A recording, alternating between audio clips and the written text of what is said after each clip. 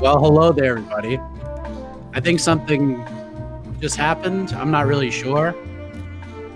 All I know is that UFC 257 has come to an end, and I hope that you got to watch it because I know everyone had tons of problems with the stream tonight. But if you were able to watch it, you watched a couple of amazing finishes. First, Michael Chandler knocks out Dan Hooker in the first round, and then in the main event, Dustin Poirier finishes Conor McGregor in the second round.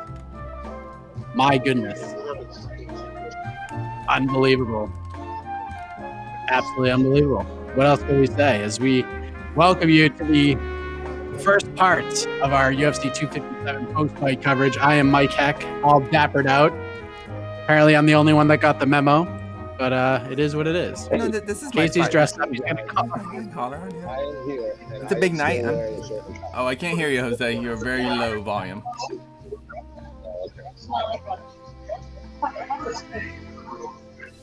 Jose is here as well, live from Abu Dhabi. We're about to hear from Michael Chandler. I'm sure we'll hear from Dustin Poirier. I'm sure we'll hear from Dan. I am here. There Can we you go. hear me? Hi, buddy. Now we hear you. We got an Englishman in front of the camera. There we go. He's out of the way now. He just took my iPhone charger. He's living the Mac life, man. Living the Mac life. Oh man. Timed it perfectly. Wow. Casey, first of all, let me give you some props. You called that, man. You called it. Did you call the round too? Did you say second round? I said third round. I said third round. I thought it'd be third round. Wow. Man, when Conor, I'm telling you, man, after 3 minutes, he is not the same fighter. In the first 3 minutes, he is such a killer.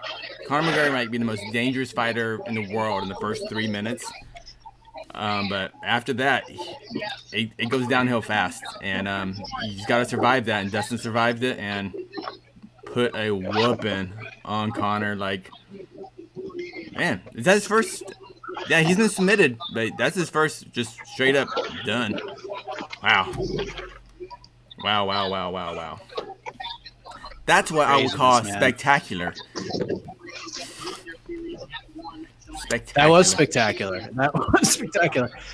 I thought Poirier's game plan in the first round was tremendous. I thought he made it very grimy, got the takedown early. He made Conor work a lot, and it was very smart. And then in the second round, the low kick started to add up, and Conor was having a hard time planting his foot. You could tell he was feeling the flow. And then Poirier lands a shot, and McGregor was kind of backing up a little bit, and we heard that he's hurt, and we heard that all night long, and it was kind of like the commentator who cried wolf. But then a couple more shots, and Conor was in big trouble, and Poirier smelled blood and put it away, man. That was something else. Unbelievable. Congratulations to Dustin Poirier. Couldn't happen to a nicer guy. Oh, yeah. Biggest win of his career, no doubt about that.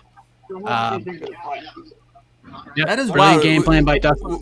We just said the biggest win of his career. The guy won an interim belt, and he just won a non-title fight. Yet, you're right. This was the biggest fight of his career, biggest victory of his career, without a doubt. For a number of reasons. Yeah. Not just because of the moment tonight, but just being able to get that loss off of his back from UFC 178. Because even though it was 6 years ago, that has always been attached to him. You know what I mean? And now the monkey's off of his back. It's 1-1. They're even Steven. And now he's in a really prime spot. I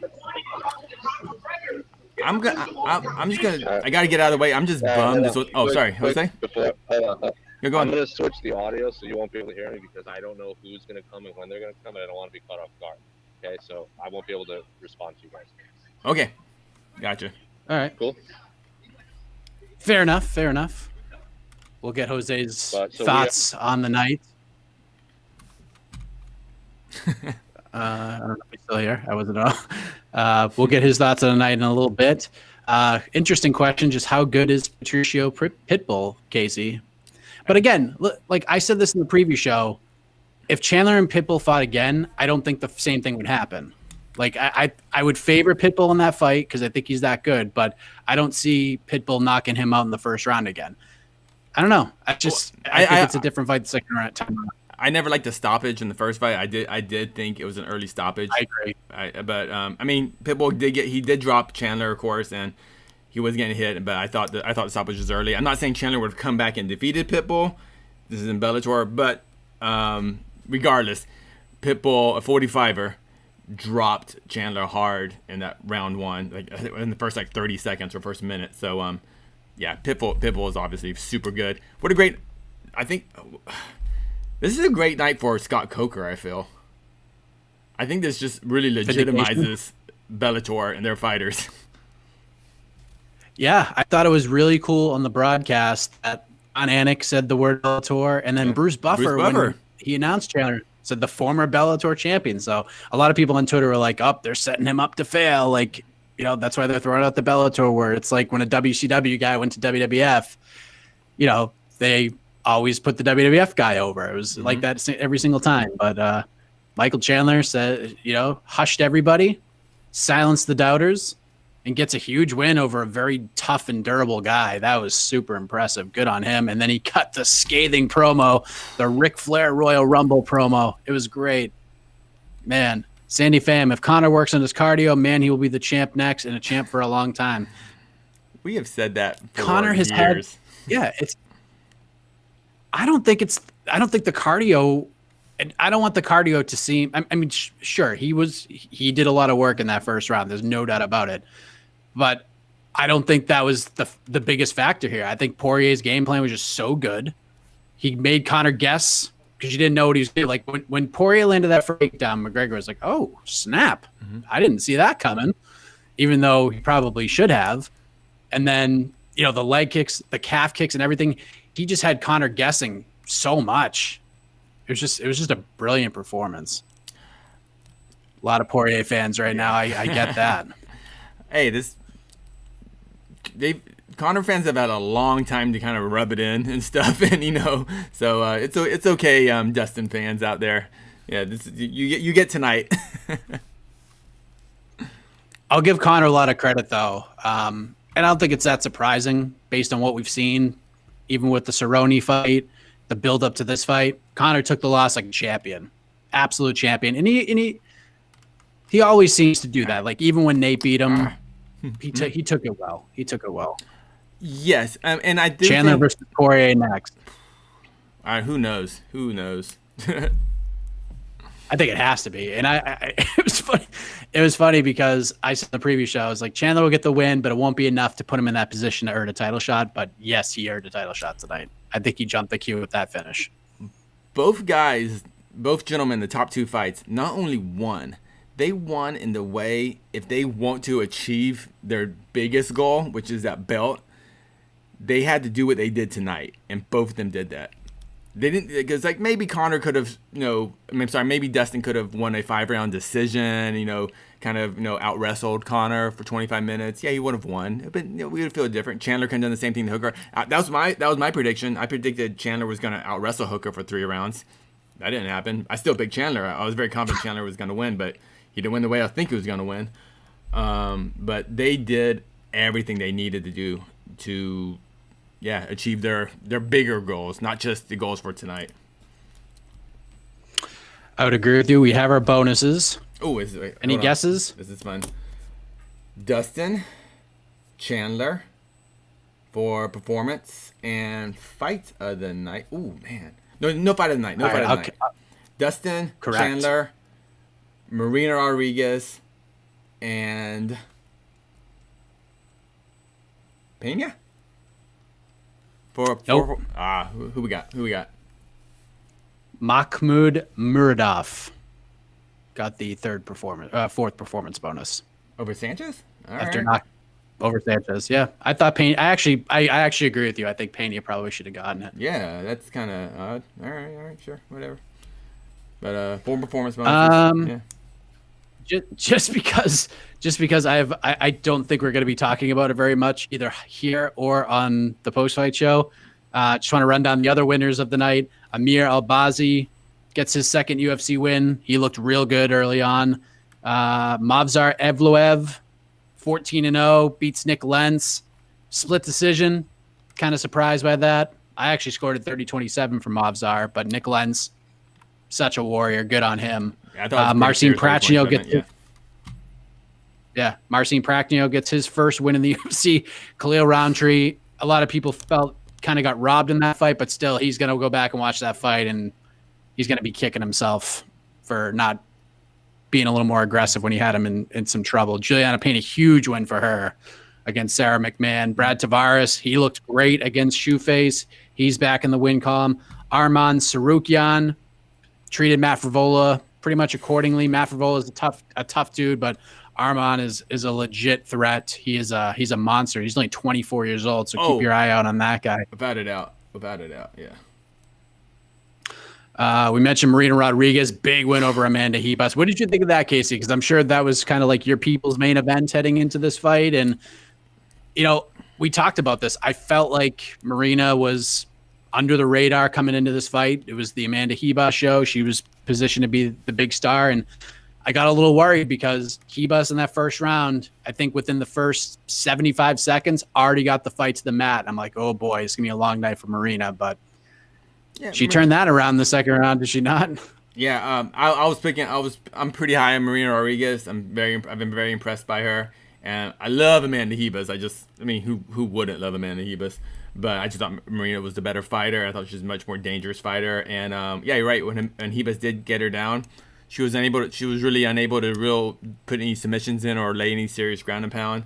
So as soon as the second round started, it was Marina Rodriguez time, and she scored 2 knockouts. Yeah, she did. Well, we'll run down the rest in a minute. Yeah. Sir Samhada says McGregor just didn't look the same at all. What do you think about that? No, he looked the same. Actually, he looked very McGregor. Started out very strong. He was hard. You could take him down, but you really couldn't hurt him on the ground in the first round, which Dustin got him down, but was unable to put a hurting on him. And it seemed like Dustin was trying to wear out Conor against the cage, but to me, it looked like Dustin was actually burning more energy with the offensive wrestling. But that was enough to wear Conor out a little bit, open him up, and it was a leg kicks that really was, to me, it was the biggest factor, cardio and leg kicks from Conor's maybe lack of cardio, and then Dustin's calf kicks. And man, that just changed the fight. And but McGregor, I felt, made a very strong point, and this is why I was actually pretty heavy on Dustin. I forgot to mention the preview show, being active. When did people just love Conor? It was when he was active. When he just fought all the time. It felt like, at least.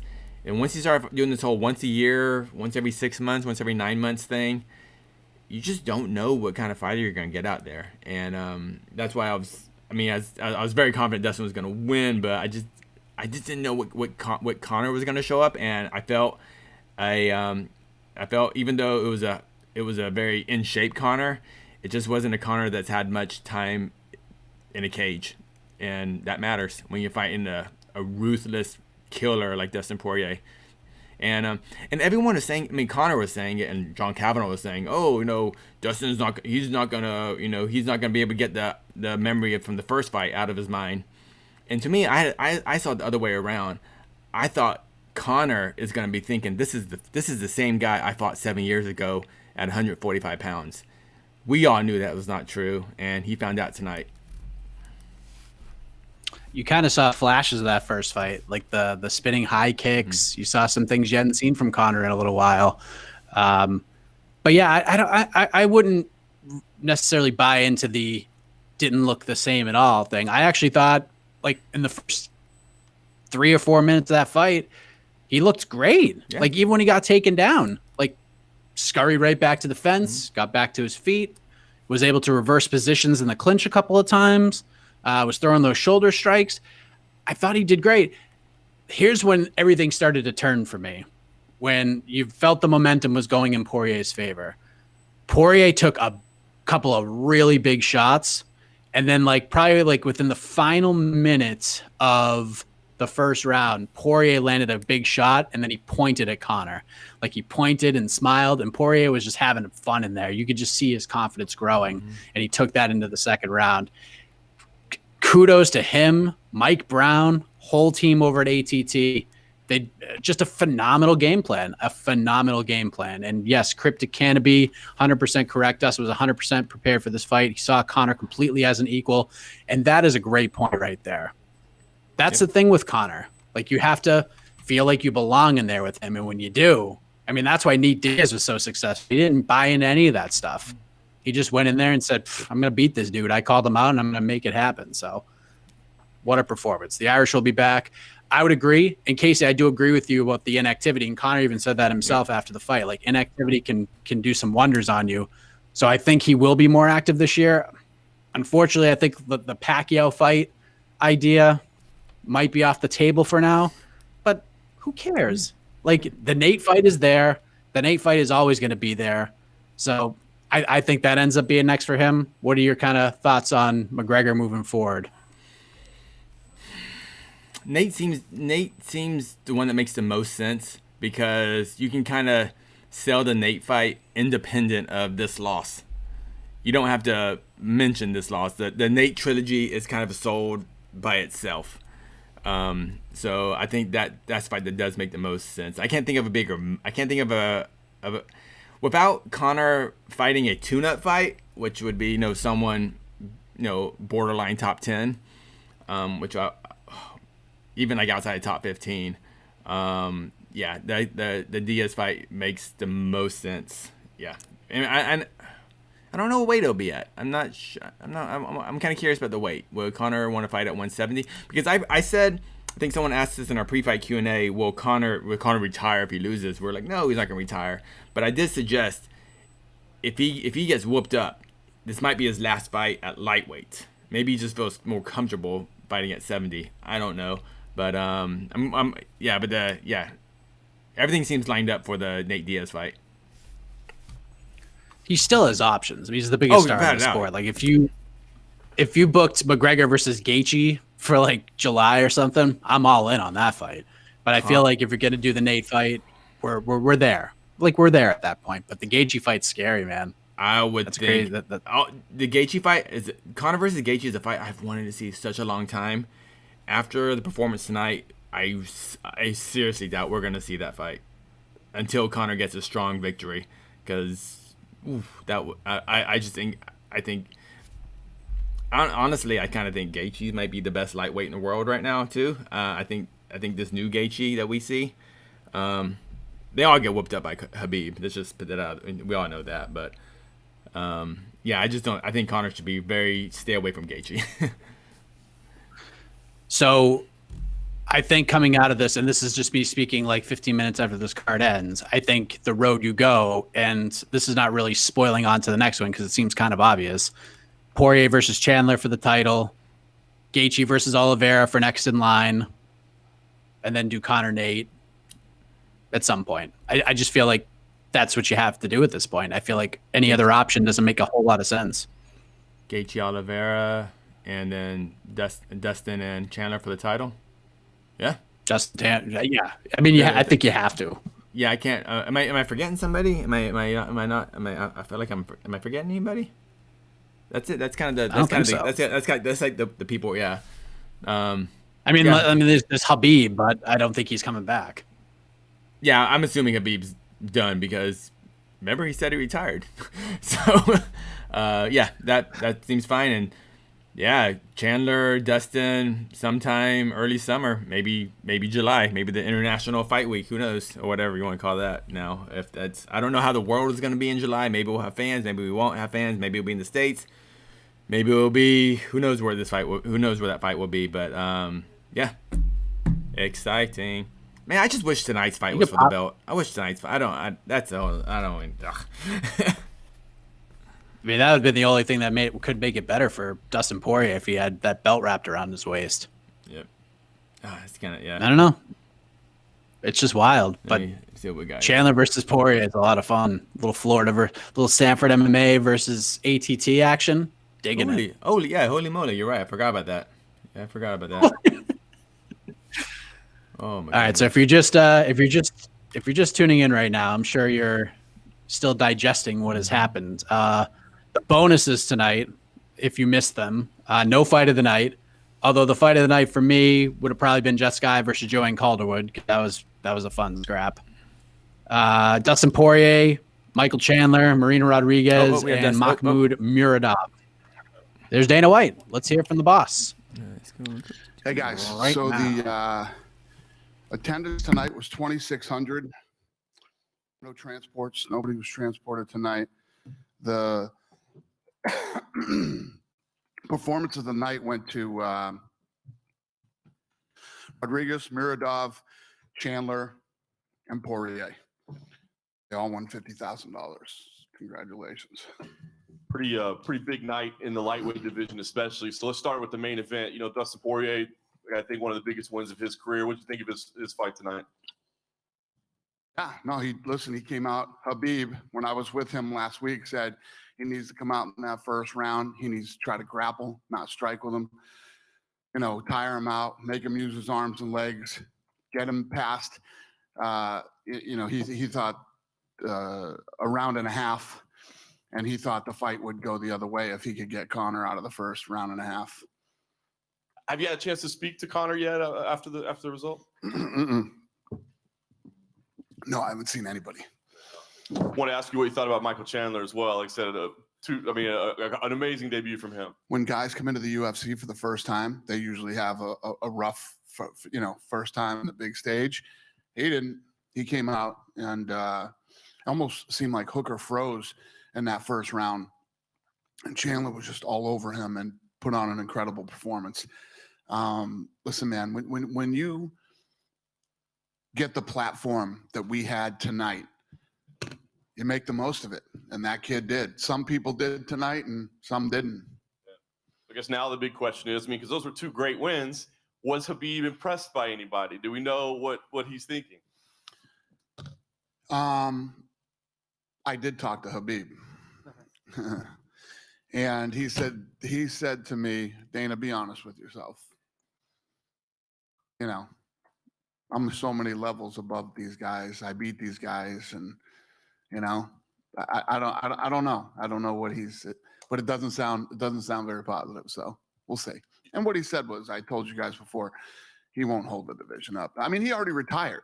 He's basically retired. I'm the one that's been, trying to get him to do one more. Yeah. So do you give him a deadline? Obviously you've got guys that are want to compete for a belt, and I know he's not going to hold up. But what's the schedule in your mind? Yeah, it doesn't matter because these two just fought. They're not fighting again anytime soon. So get it figured out. You think if he is done, do you think those are the two guys that fight for the lightweight title? Yeah.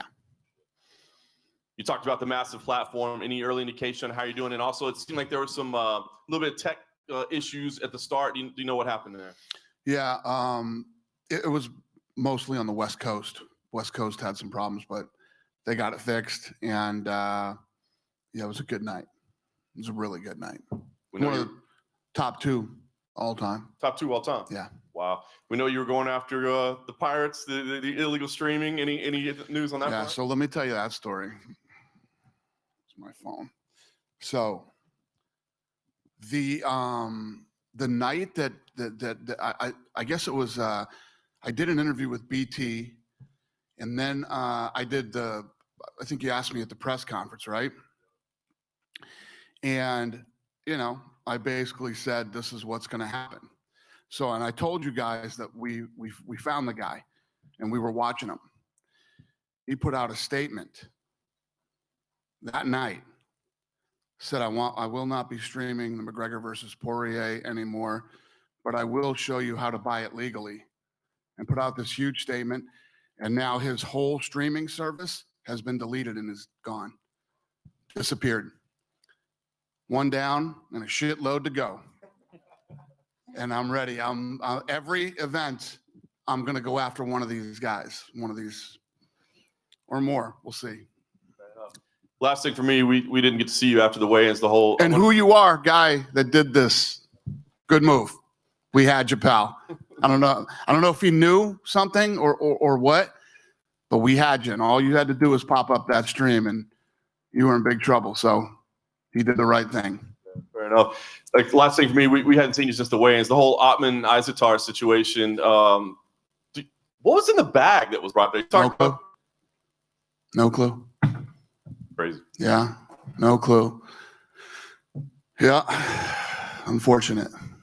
Dan, right here. When you're watching the main event, the first round, Conor going for the shoulder strikes again, Dustin Poirier going for the takedown. When you're watching that first fight, was it playing out how you had expected?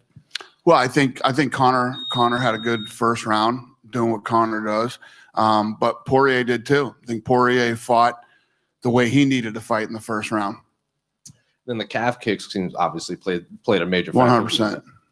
And then I think Dustin even said he kind of thrives being overlooked. He didn't say he was being overlooked this fight, but I think a lot of people were looking forward to the Habib-Conor fight. Did you think, was he being overlooked, and did he thrive? Every time I did an interview, I had to talk about Dustin Poirier because the interviewers weren't. Yeah, he was totally overlooked. And then Dan Hooker took his gloves off and tossed him into the octagon after he left. Have you spoken to him at all? No, I haven't talked to anybody except Habib. Where does Charles Oliveira fit into this lightweight title picture too? Yeah, good question. Then finally, what did you make of the stoppage in the Marina Rodriguez-Amanda Ribas fight? It seems like Marina said she basically got 2 knockouts in one fight. True. That is true. Yeah, it was a bad.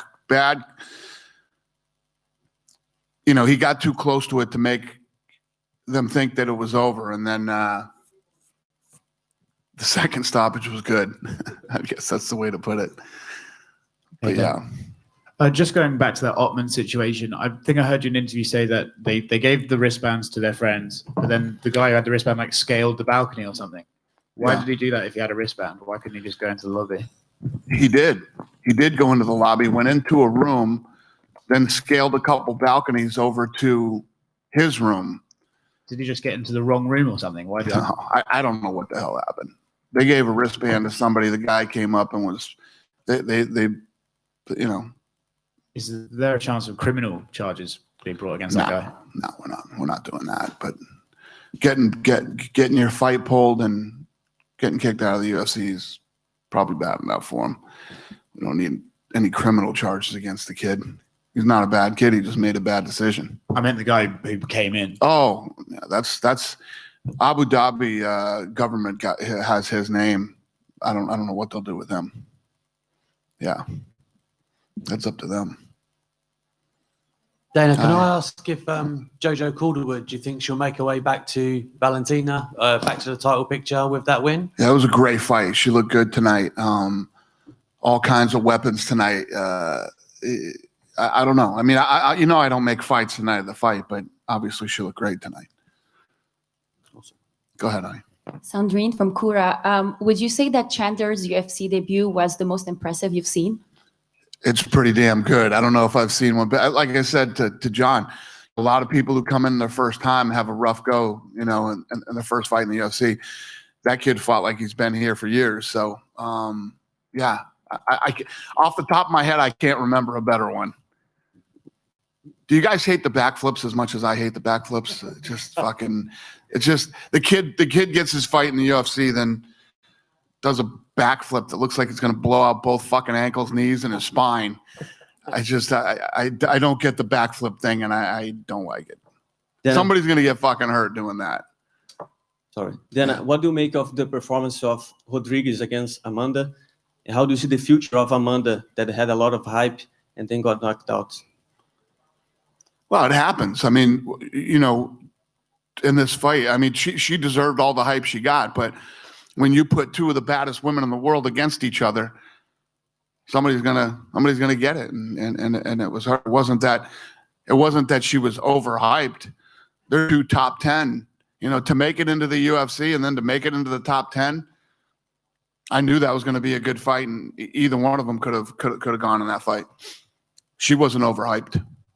We saw the video of you talking to Khabib about the numbers of the UFC 257. Do you have any updates on the numbers? Yeah, I told John it's top, either number 2 or number 3 all time.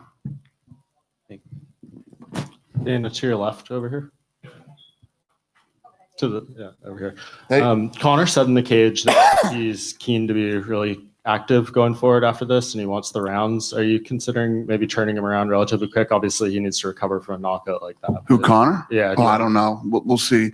I'm sure in a few hours he'll be blowing me up, telling me, you know, a million things he wants to do. So we'll see. We'll see what he wants to do from here. Yeah, and obviously Dustin's heading in a different direction, but he says they'd maybe like to do part 3 sometime down the line. Is that something you could envision? Yeah, I mean, there's always a trilogy when you got 1-on-1. Awesome, thank you. Cool. Here, Muradov jumped out of the cage and asked you to give him an Instagram follow. Is that true? Yeah. Yeah. He jumped over the cage and said, Dana. And I walked over there and he says, why don't you follow me on Instagram? I said, I'll follow you right now. We got it done. And also, any updates on when UFC might be coming to Abu Dhabi again? We haven't left yet. We already want to come back. Yeah.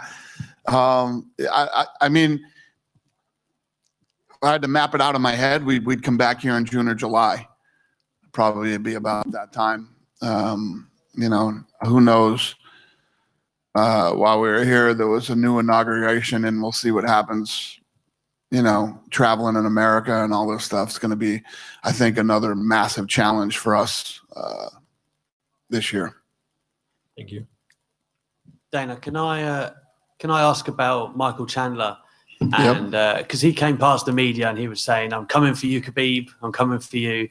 What did he shout at you? I see him come over to you just after his victory, just before he exited the cage. Did he say something similar? He was saying all kinds of things. I can't hear well, so I kept asking what he was saying. I didn't get most of what he said, but I knew he was fired up, and I'm sure he was asking me for something, but I don't know exactly what he said. You're gonna have to ask him when he comes in here. But yeah, I'm obviously going to talk to Khabib and see if he wants to defend that title, and if he doesn't, I won't push it anymore. I know we got Khabib's comments to you. You said that he was levels above those guys, but did he make any special mention of Michael at all? No. He said, Dana, be honest with yourself. You know, he wanted to see something spectacular. You know, he hates Conor, so I know he wanted Conor to lose, but you know, there has to be a little piece of him inside that, you know, the fight with him and Conor would have been one of the biggest fights ever, if not the biggest fight. So the last few days, the way that this thing's been trending, and you guys had to feel it with your numbers too. I mean, our numbers are off the charts this week. And I was saying that I felt that Khabib Conor could be the number 3 fight all time, period, in all combat sports. Today, I felt like it could be number 1. I felt like it could beat McGregor Mayweather. You know, so a piece of them had to want to be a part of a fight that big. Yeah. Dana, we just had a taste of what's like having fans back. Do you think it's going to be a little weird going back to the Apex? And would you have Conor fight, because he wants to stay active, would you have Conor fight at the Apex with no fans? Yeah, you know, coming into this thing, I didn't know these fans here were great. I figured they'd be crazy tonight. At one point when they were chanting "Ole, Ole," I mean, it sounded like this place was sold out. So it's cool to have fans, but yeah, I mean, we could do Conor at the Apex. I don't know what we're gonna do. I don't know what this year is gonna hold for any of this stuff with what's going on in the United States right now. So we'll see what happens. I was gonna say Anderson's debut was pretty impressive. Yeah, true. Yeah, true. And would you say about travel might be more difficult under this administration? Yeah, it sounds like things are tightening up over there and talking about 14-day quarantine like Canada and stuff like that. If that happens, that's gonna be a problem. If you do come back here, because I know some people, they had to quarantine for I think 10 days or something like that, and they missed that window and had to resell their tickets. Is there anything we can do about that so fans don't get to miss? What happened? I think some people had bought tickets, but they missed the window for quarantining to get into Abu Dhabi, so they had to sell their tickets because they couldn't go. Is there anything that can be done about that if you do come back here? Listen, I'm trying to do everything we can do. I mean, this situation's never going to be perfect, but Abu Dhabi is as close to perfect as you can get. I might have to move here this year. Yeah, it's as close to perfect as you can get. I mean, the way that these guys do everything in this country is done to the best of everybody's abilities. It's incredible. Dana. Yes. Here, you already talked a little bit about Oliveira, but there's an interview that you said that Justin Gage is the fight to make for Oliveira. Is that the idea? For who? Oh, I don't know. I listen. I didn't make any fights tonight. We're just talking. People throwing theories at me. Theoretically, what do you think of this? I didn't make any fights tonight. I didn't agree to anything. We're gonna go home. Tuesday is matchmaking. We'll start figuring stuff out. Go ahead. Yeah. Based on your personal knowledge of Conor, how do you think he would react to this defeat? I mean, as a personal opinion. Yeah, I think it'll make him hungry. I think it'll make him hungrier. There's two ways this goes: hungrier or I'm done. He's got the money. I mean, when you think about it, I'm a huge Rocky fan. This is like Rocky 3. Okay? When you get off a 310-foot yacht, you know what I mean? You're living that good life. It's tough to be a savage, when you're living like he lives and has the money that he has. On his way up, he was a young, hungry kid, didn't have any money, and he wanted nice things. He wanted nice suits, nice cars, nice houses. He's got everything he ever wanted, So I don't know. It goes this way or that way. Yep. Thanks, guys. Have a safe trip home.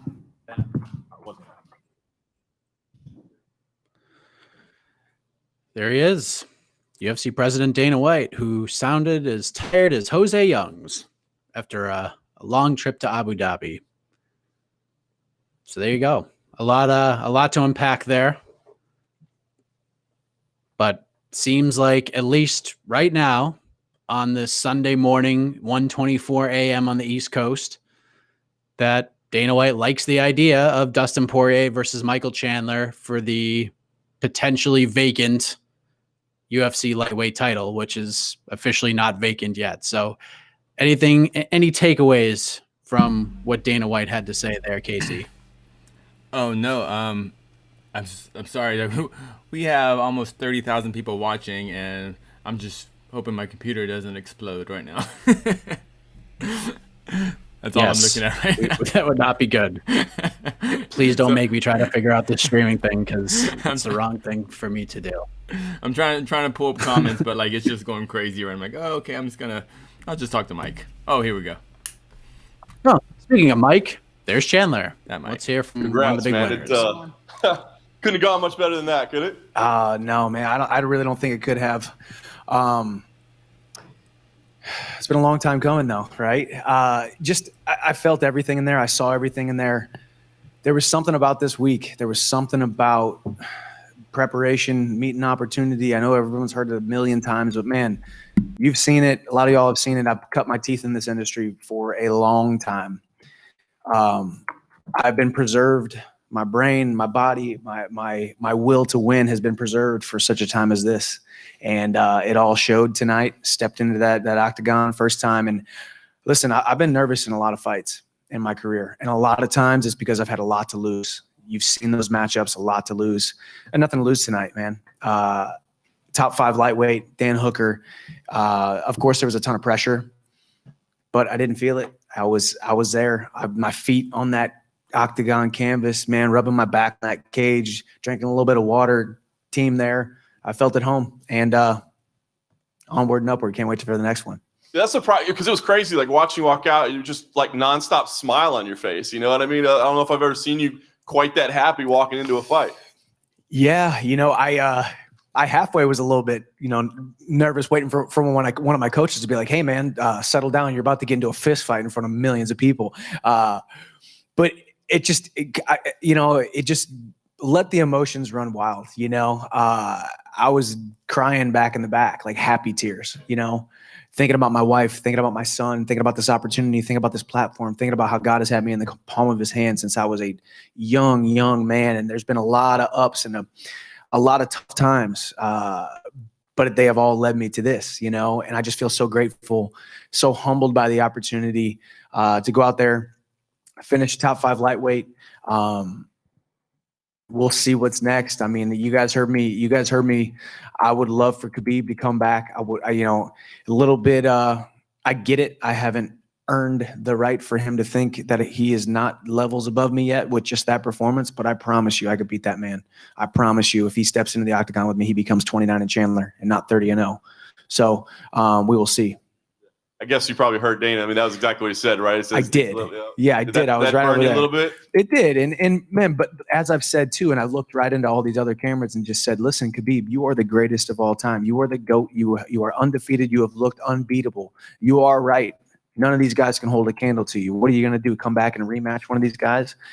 It's not going to happen. You don't need to do that. You're a champion. But when a guy who shows that he's got a wrestling pedigree, when a guy who comes in and shows, yeah, he's not undefeated. Listen, I'm not undefeated. I wear my L's on my sleeve.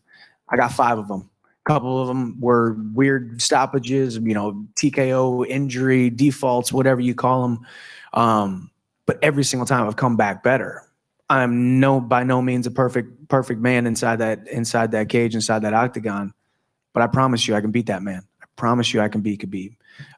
So I told him, I didn't tell him personally, but I told him through the camera lens, listen, you've earned every right to be able to sail off into the sunset and continue your, you know, living your life and making your impact because you've done it thus far. But man, if you ever do come back, there's a man over here waiting for you from High Ridge, Missouri. Last thing for me, I mean, clearly the Khabib fight would be the one, but if not, I'm sure you heard Dana say it looks like, hey, you and Dustin for the championship might make sense. Does that appeal to you? Of course, man. Dustin, there is not a man on this roster that I respect more than Dustin Poirier. Borderline a fan of the man, you know, like, you know, we sat next to each other before weigh-ins, just talking about our wives, our kids, our life. Like I'm talking to him about my groove ring. I'm like, hey man, what kind of silicone ring you wear? And I'm like, I'm going to send him a box of these. Like, he's the kind of guy that I would love to go and step into that octagon and beat the freaking crap out of for 25 minutes. We both get bonuses. We both go, you know, kiss our wives and our kids and enjoy our lives. But you know, he's one of those guys. He's one of the good ones, man. So if that's what Dana wants, who am I to let him down, man? I took 0 damage in this fight. I'm ready to go out there and compete again ASAP. Whether it's in the sands of Abu Dhabi or under the bright lights of Las Vegas or anywhere in between, I'm ready. Michael, right here. How would you compare this victory to you've obviously been in a lot of title fights. The Benson Henderson one was a big one going into your contract, but how would you compare this to your Bellator victories? This is the greatest victory of my life. Listen, it's you talk about stage, you talk about platform, you talk about opportunity, you talk about tons of doubters, you know, and rightfully so. Tons of people that said I was going to go out there and get my chin kneed into the stands and get sent back to the B leagues and all kinds of stuff. Like, and there was a lot of people saying that, and it's part of it. This one was a satisfying one, and I wasn't here to prove the doubters wrong, but I was here to prove the believers and the supporters and my fans and my family and my followers right.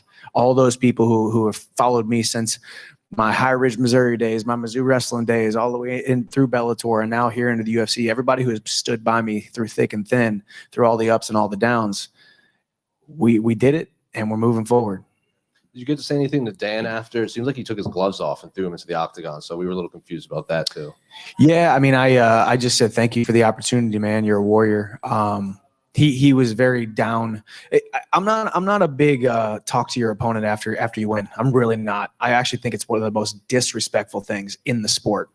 I think it's absolutely the worst when you choke a guy out or you knock him out. As soon as he comes to, you start hugging him and kissing him, and it's just no. Like, let the man take his loss. Let him breathe. Let him do his thing inside of his head. I'm not there to be the holier than thou great, God of sportsmanship to pick him up when he's dust him off. No, like let him enjoy, not enjoy, but let him deal with what he just went through. Cause trust me, I've been through it too.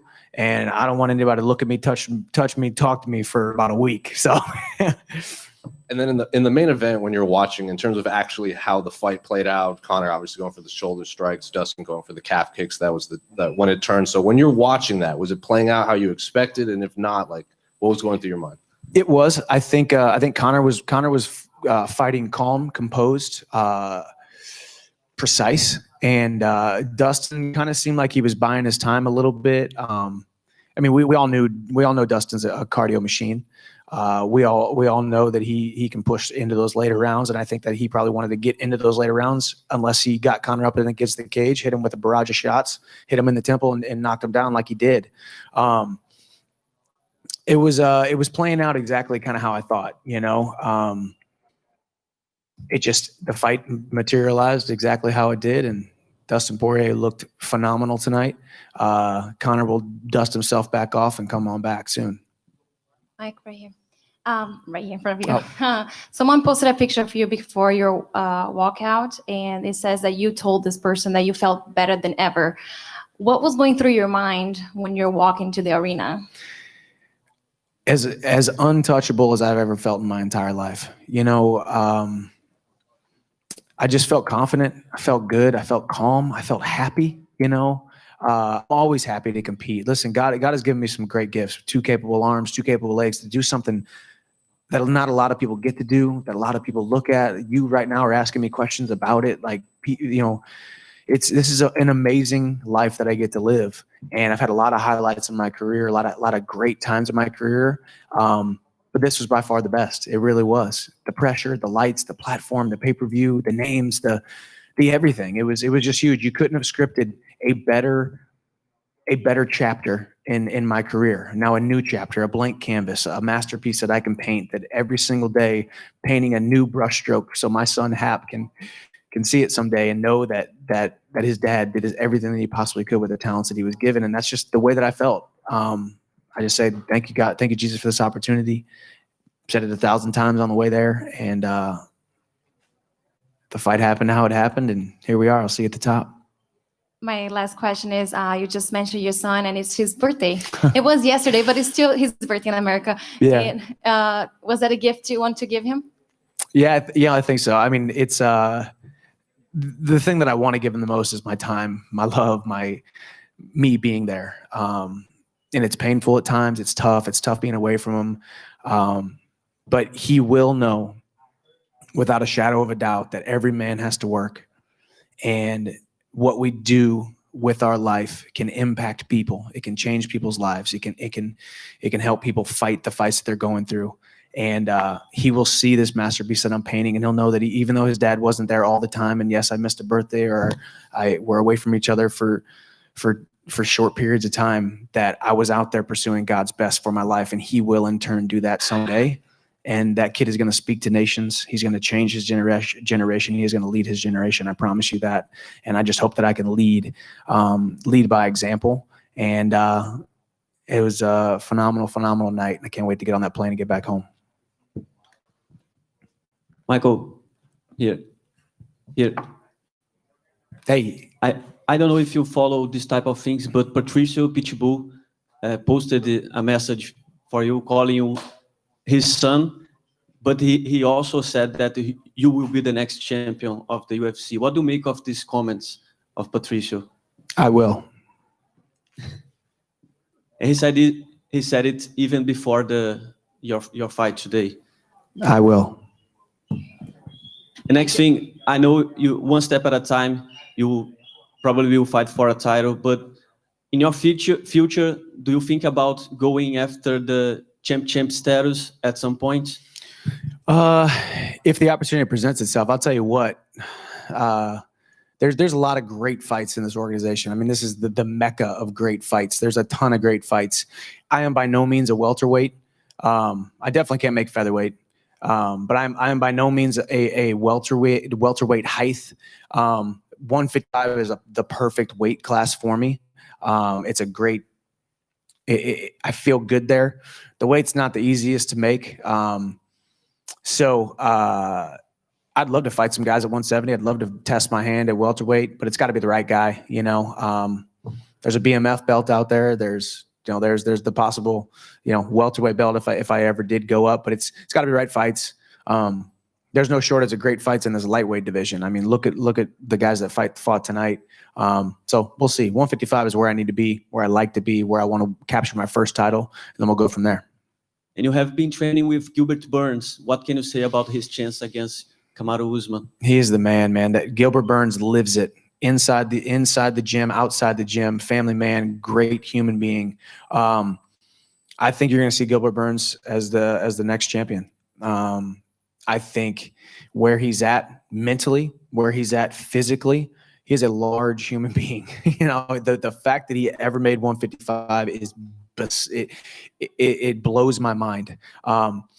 We worked together for this fight. He had a lot of insight on Dan Hooker.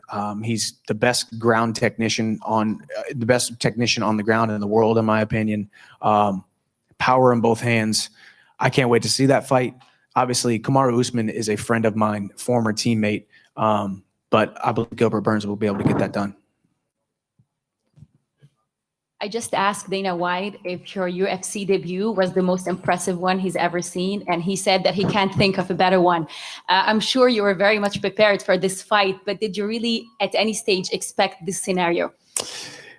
Man, at this point, you got to stop second guessing God's best for your life. You do, well, maybe I don't deserve it. Maybe it'll be a lackluster performance. Hey, Eddie lost his first fight. He still became champion. All these things that human beings go through. We all go through these crazy thoughts.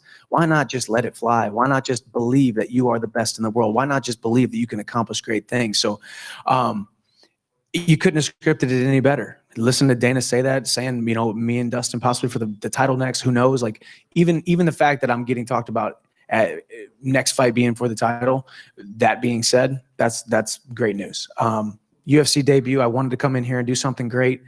The word of the week was always remarkable, or spectacular, or whatever the word was that everybody wanted to see. It's one of them cool adjectives. But that's what I go for every single fight. I've never been in a boring fight. I've lost some fights, but they were always exciting. So couldn't have scripted it any better. I took 0 damage. We live to fight another day, and can't wait to get back in there. I can't wait to get out there, celebrate with my team, and then also talk to the UFC brass and see what is about to happen. Maybe we can get Khabib on the phone. We'll see. Congratulations. Thank you. How many times did you rehearse Michael, to your left here? How many times did you rehearse the Ric Flair post-fight interview? I thought about it a couple times. So the origination of that was actually DC and Ariel talking about why I was in the video game. Ariel said I shouldn't have been in the video game. I hadn't fought in the UFC yet. And DC was like, well, yeah, but he's Ric Flair. He came over from WCW and he got the title shot right away. Everybody was mad, but he's Ric Flair. So kind of funny. I'm actually not the biggest WWE pro wrestling guy, but it was the best day of my professional career. I didn't do the whole tear in my eye thing. I thought that was a little over the top, and then the call outs came after that. You say it's the best day of your career, but you're a 3-time Bellator lightweight champion. Do you think that it's the best day of your career? Because obviously, as we talked about in the build-up, there were people that were doubting your legitimacy, and obviously you incised them in emphatic fashion. Yeah, listen, I mean, it depends on what you fight for. Do you fight for money? Do you fight for cars, glitz, glam? Do you fight because you like to fight and inflict harm on people? I think I like all of those things in moderation or to a certain extent. But the biggest thing that I want to do with this career, with the talents that God has given me, is be on the biggest stage, the biggest platform, to have the loudest voice possible.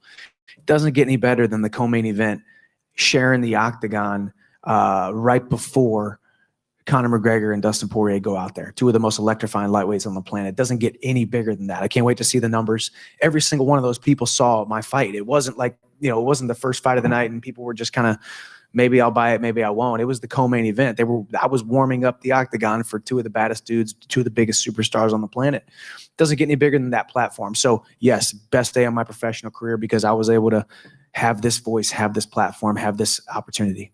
And what's been the reaction from the friends and family? Your phone must just be blowing up right now, right? It is. I haven't talked to anybody besides my wife. Called her right away. She was in tears. She's proud of me. That woman, I would not be sitting here today doing what I'm able to do without that woman. Her support, her selflessness, her sacrifice. She's a career woman herself, so she's working a full-time job, getting extra degrees, becoming a doctor, taking care of our son, taking out the trash, doing all the stuff that I should be doing. So I can't wait to get on that plane and go see her. But phone's blowing up, social media is blowing up, obviously. So it's great. This is just the part of the ride, and here we go, heading to the top. Finally, you were eyeing them during the media day. Do you want another brownie? I saved one for you. Oh my gosh, yes I do. You have a brownie right now? Yes, I do. All right, It was consider my it last mine. one. You're a swell guy. You are a swell guy. Thank you. I wish my fiance thought that. Yeah. Mike, over here to your left. Yeah. You've talked a lot about what you think a fight with Khabib would look like, but if you end up fighting Dustin, what do you think that fight looks like? Listen, as I said, as a human being, I think Dustin Poirier, you don't get any better than that. Also, just his story, where he came from. He's like every other young kid from a small town who had some rough patches and what they did wasn't quite sure where the direction in life he was going to go. And now look at him. Look where he's at. Look what he's done. Look what he's accomplished. It's nothing short of amazing. Dustin Poirier is a fight that I think is a great matchup for me. I think it's a fight the fans want to see. I mean, at this point, now that I'm finally a UFC fighter, now that I'm finally a guy who's got a win in the octagon, a guy who kind of can say, hey, I'm one of the guys now, I think the fans are like, okay, now I want to see that Chandler guy fight again. And why not Dustin Poirier? Respect him in every sense of the word. And in business is business. We go out there, we touch gloves, and then we collect our paychecks and we go take care of our families. And last thing, you mentioned you are a UFC fighter now, UFC Finally. winner. Can you just describe what the experience was like compared to obviously your past experiences in your fighting career, fighting in this venue, the environment, Bruce Buffer introing you, and just all those things? It was, the Bruce Buffer thing. That was something that I roomed with my best friend Randall and manager Randall this whole week. And this morning we're going over he does a great Bruce Buffer impression. So we were just going over that, and it was surreal, but it helped me visualize. It helped me see everything. It helped me be in that octagon before I got there. The whole experience has been nothing short of amazing.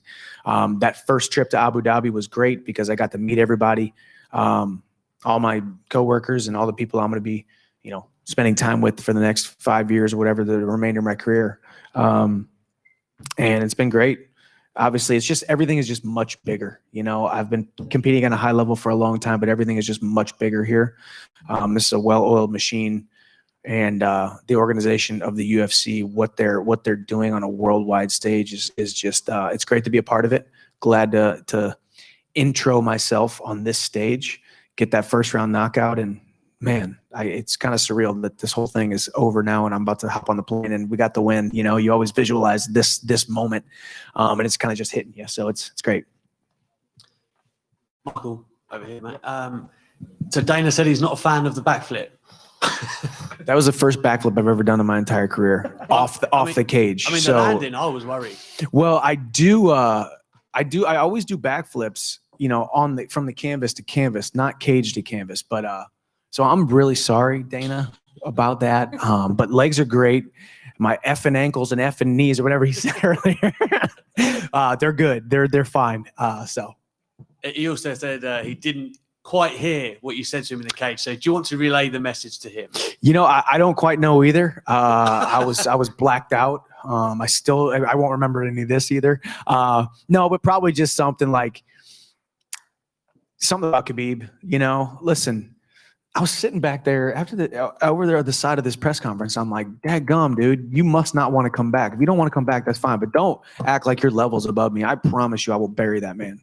I'm getting mad thinking about it. But I would love to fight him. But like I said, he's the champion for a reason. He deserves to sail off in the sunset. So no more backflips because of my effing ankles and effing knees. But Yeah, I just said, let's go, man. I'm excited. He's probably said something about the promo I cut at the end. We'll see. And going back to Khabib's retirement, obviously your road to the UFC. A lot of people would have liked to have seen you here a lot earlier. But will it be a bit sad that you don't get to test yourself against Khabib, obviously undefeated, the man who many consider to be the greatest lightweight champion of all? Would it feel a bit almost tainted if you won the title and it wasn't against him?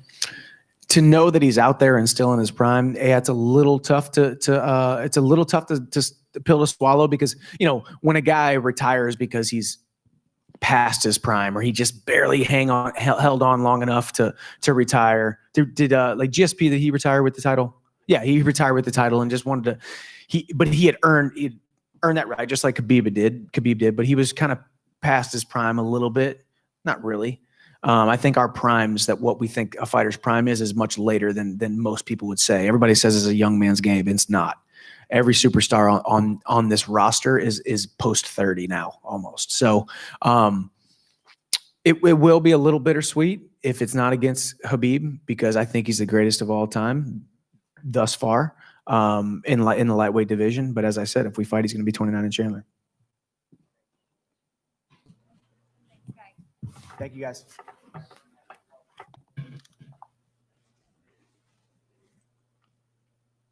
There he is, Michael Chandler. What a debut. He knocks out Dan Hooker in the first round and potentially on to a UFC title fight in his second promotional appearance. But we'll see what happens. Nothing is done yet, but Dana White does not dislike that idea. And I feel like that makes a ton of sense. As you all know, if you're watching this right now, this is a very recency bias sport, and it's hard to deny either of these guys that fight at this point after their performances tonight. So there you go. Oh, apparently it looks like we may hear from Conor McGregor as well. So don't go anywhere, ladies and gentlemen. We'll certainly hear from Dustin Poirier after his big win, but it seems as if we may be hearing from the notorious Conor McGregor as well. I'm sure there's a lot of you watching. Sure, there's a lot of comments, possibly a lot of questions. And if that is the case, we thank you very much for that. But we will answer all of your questions on the other side when we do the post-fight show. So stay tuned for that. Perfect. Maybe. Waiting for Dustin Poirier and Conor McGregor maybe next. There you go. I hope Conor shows up, because that's kind of, to me, that's a lot of Conor's charm, is that even when he loses, here we go. Speaking of the devil, there he is. Conor McGregor following his defeat in the main event of Dustin Poirier at UFC 257. Clearly, I'm sure frustrated with the result, not what you're hoping for, but what are the emotions like for you right now? Yeah, it's heartbreaking, John. It's hard to take. The highest highs and the lowest lows in this game. My leg is completely dead. And even though I felt like I was checking them, it was just sinking into the front, the muscle at the front of the leg, and it was badly compromised. And it's like an American football in my suit at the minute. So, it is what it is. Dustin fought a hell of a fight, engaged in the takedown attempt. I thought I'd done well. I got up, turned him. I was in my head thinking in that second round, getting just tie up now. I felt all right in the clinch with him. I was better than him in the clinch. But too little, too late. The leg was compromised and I didn't adjust. And that's it. Fair play to Dustin. Very happy for him. Very happy that I got to compete in these times and come back my 11th UFC main event. And that's it. It's hard. I don't know where I'm at the minute, to be honest. We think about, your mental toughness and what you're made of. I mean, was that difficult for you to know, like, this leg just isn't working anymore? Like, I'm dead in here. Look, I was going to tough it out. Do you know what I mean? I toughed it out as much as I could, but it was an unusual one, that's for sure. Where I would feel okay in sparring or something, checking that side. I felt like I lifted the leg up multiple times, but it just sunk into the muscle at the front and it was badly compromised. And then Dustin had good solid defense as well. So when I was pressing forward with the shots, he was defending well. It it is what it is. He fought a hell of a fight, and that's it. What can you do? I'm happy for him. You said the inactivity just caught up to you. I mean, is it physical? Is it a timing? Is it what was the cost of the inactivity? It's the whole shebang. You know what I mean? But I have no excuses here. It was a phenomenal performance by Dustin, and that's it. You know, I don't know what to say. I'm gonna go back. I'm gonna chill out, and I'll watch the full fight and get a better grasp on it.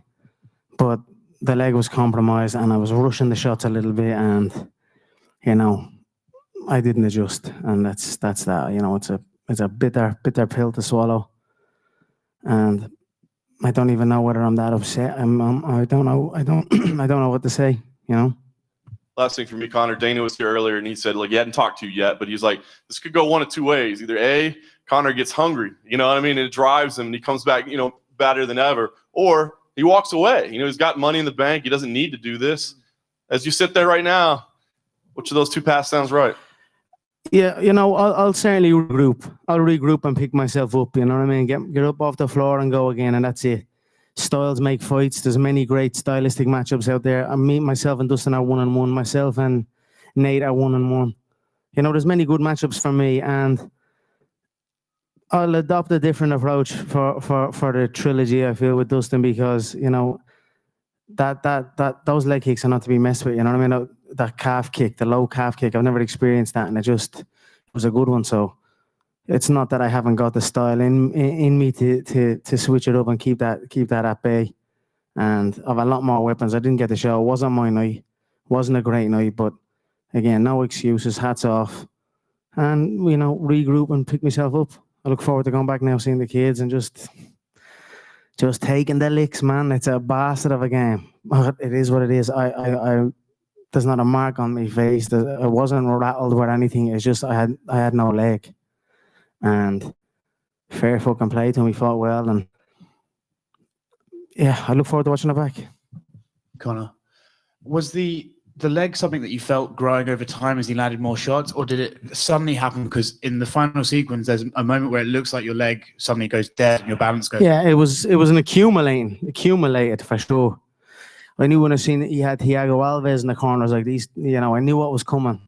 I knew they were going to try and kick I knew he likes to kick the low kick. He's also experienced that kick before himself, taking it. So that's my first time to experience that. So, but one of them sunk in early, and Thiago said that was a good one. And I was in my head thinking, yeah, bastard, it was a good one. And then it just started accumulating up. But you know, fuck it, it is what it is, man. I'm not that upset over it, which is another weird one for me. You know what I mean? I'm happy. I put in an immense amount of work. I gave it me all. I'll regroup for sure. You know what I mean? I'll adopt maybe a different stance, and you know, every opponent has a different. You know, you have to approach things differently with everyone. And southpaws and that back kick wrapping around the front part of the muscle on that low leg is something that I must adjust to. So, it's not within me to do that. So that's what I will do. Dustin looks like he's going to go on and fight for a title. Now, you mentioned his name. Do you think now's the time to do the Nate rematch? Would that be a fight that makes sense for you? Or you're not even thinking about No, I'm not. I was just kind of like thinking. I have a lot of you know, like I said, styles make fights. I adopted a similar approach against Nate, but I was above the leg. It was the leg kick above, and that low one is an interesting one for sure. It's a very interesting kick. Same stance, opposite stance. It's nothing. You know what I mean? He threw a right low kick, and I checked it clean. But the outside one's wrapping around, and even though I felt like I turned the leg out, checked it, and you know, you have to almost turn it right out, and it has to hit the bone. It can't hit the muscle, and that's it. You know, me and Dustin now, he's, you know, there's 1-1 for sure. We'll go again. I hurt him in the first round. You know, he got a good takedown. I turned against the fence, caught him on a nice elbow, caught him on a nice spinning hook kick. I should have more activity. I feel I would have straight away, as soon as I was catching loads of the kicks. He was like kicking, I was catching it straight away. Then I should have just closed and clinched them. You know what I mean? So I've got all the moves and all the skills in me game. Do you know what I mean? And I felt I was out clinching them, and I felt stronger than them. So I didn't adjust in time, and that's it. You know, it is what it is. You mentioned the clinch. There was a moment where you were both against the cage. trading shoulder shots with each other, and it looked like you were having a conversation or something. Were you guys talking to each other? Yeah, just the usual crack. You know what I mean? Back and forth, 1-for-1 it was. But I felt I had the better ones anyway. And last thing for me, Conor, you say you're sitting there and you're not upset, and that's a bit of a weird one.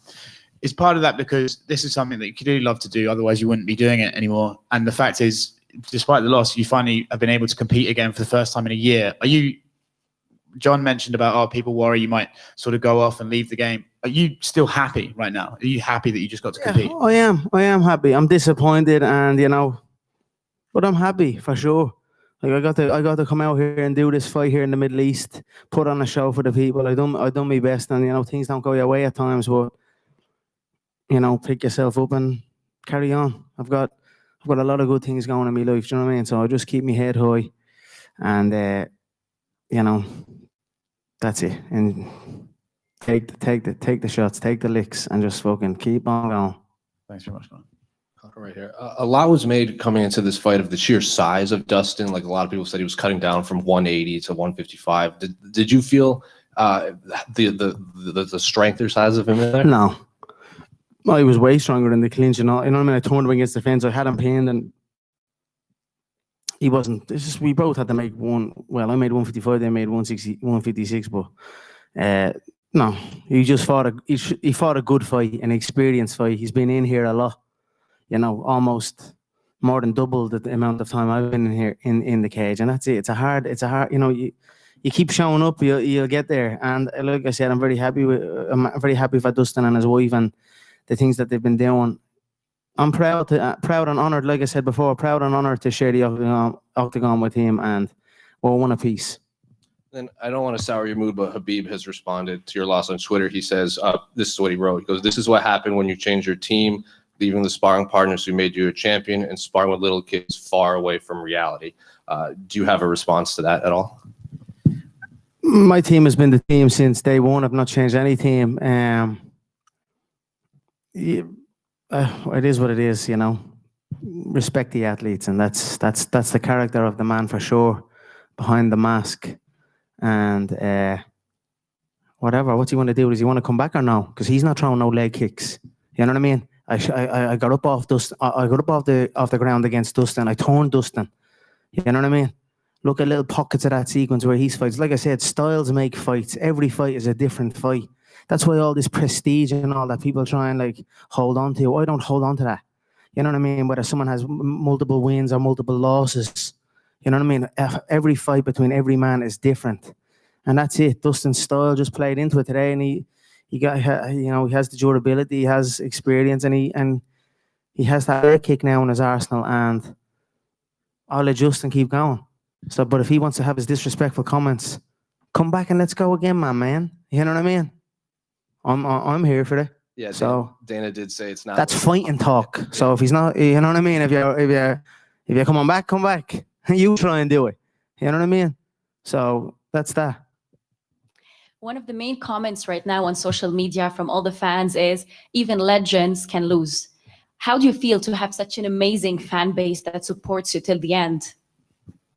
I'm very, very grateful for the support I receive. You know what I mean? It's got me up off the floor many times throughout my competitive life and my personal life.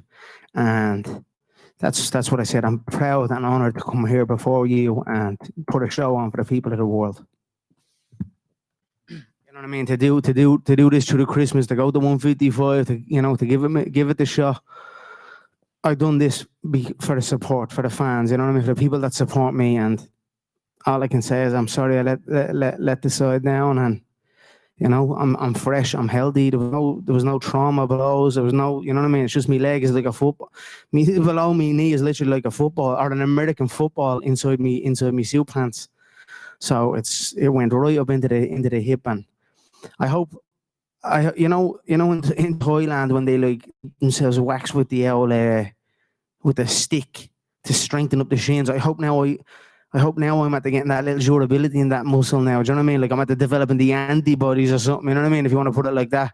So I'll adjust and keep the head high.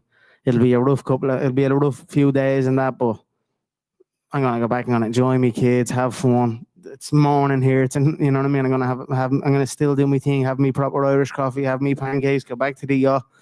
Well, we've a child on the way this summer. There's a lot of good in my life, and you know, I'll be smiling and I'll be happy, and that's it. Hey, Conor. A wise man once said, "He who fears being conquered is sure of defeat." And although we didn't get to see the masterpiece that you intended on creating tonight, we got to see a sensational display of heart, charisma, and pride all week. I feel that the people that will take the most away from this will be your children, leading by example in defeat. And if that's not a masterclass, I don't know what is. Do you agree? Thank you, sir. I appreciate that. You've been great all week. You know, you're bringing things back that make me well up. Thank you. I'm very happy to have my kids here and my family with me side by side. And I am who I am at this time. You know what I mean? I'm a different man for sure. The competitive fire is still in me, and like I said, I will regroup and adjust and come back. You know, I've done it before, and I'll do it again. Thank you, my friend. Conor, here, we know that you are the type of fighter that always like to engage with the audience, with the fans. How was the experience today? And looking to the future, do you consider fighting in the UFC packs with no fans? I thought it was great. It was just like fighting on the prelims. You know, I felt good. And that's it. I felt no different. You know, inside the octagon is inside the octagon, and I just need more time in there. You know what I mean? Just to be settled, and then I just need to make me adjustments and go for it. And after what we saw today with Michael Chandler, I don't know if you had the opportunity to watch the knockouts. I did, yeah. I thought it was a beautiful knockout. Fair play to him, came in now, and that's it. It was a good fight. Then I said that probably this will be the next title fight. Who do you pick, Chandler or Poirier? I don't know, man. I don't know. I don't know. You know, don't just write me off. Yeah, you know what I mean. I'll make me adjustments and keep moving. So anything can happen in this game, and I'll go back. I'll get healthy, and I'll re-prepare. I've built an incredible. You know, I've got to a great place in my body physically, and I'm going to continue to grow on that. You know what I mean? I'll get the swelling down in the leg, and I'll get back to my training, my cardiovascular work, my strength work, my skills work, and just keep living the martial arts of life. Oh no, can I just over this way? Sorry, bud. You know, you've spoken. There's so many people talking about you when it's like Manny Pacquiao or Floyd Mayweather and getting into boxing and all of that kind of stuff. Does something like today make you think, I want to concentrate on one thing, or are you still going to be kind of open-minded to do that? Jeez, there's none of them leg kicks in boxing anyway. You know what I mean? I know. Look, I always did want to focus on my MMA career. But I'm also open, you know what I mean? I just see what happens. I don't know what will happen. That many fight was happening. You know what I mean? It was as good as done. So, I don't know, man. I just want to get in and just, you know, get back into a bounce, and especially against that style of fighter, and not take those kicks. You know what I mean? Don't play with those kicks. And although I don't know, it's just a motherfucker to take, man. You know, that's my mind's gone. So I'm trying to replay all the sequences and that. I haven't watched the fight back yet. I just had a shower and came here. And I look forward to watching it back. How did you feel like in that first round though? Because I thought, you know, just me here, that your striking was going really well and stuff. Was it just a case of that first kick where you was like, It wasn't just it just kept building up. You know what I mean? And then I threw one or two. Do you know what I mean? I was like, throw your kicks, man. You know what I mean? I wanted to let him work. Even when we were in the clinch, he got to take down, and I got back up and turned him. I was like, right, lovely. I'm getting more time in the octagon. That was in my head. I was like, lovely, now I got a bit more time in here now. So I wasn't in a hurry. And you know me, I come in, wow, and I go over it.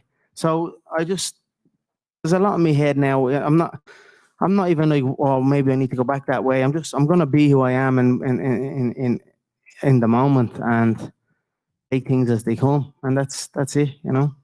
you say the Pacquiao fight is probably on the back burner now. Is that because of the leg, I assume? I don't know how long this is. It's not. It's muscle. It's all muscle. It's just deep into the muscle, and it's just a complete dead leg right the way up.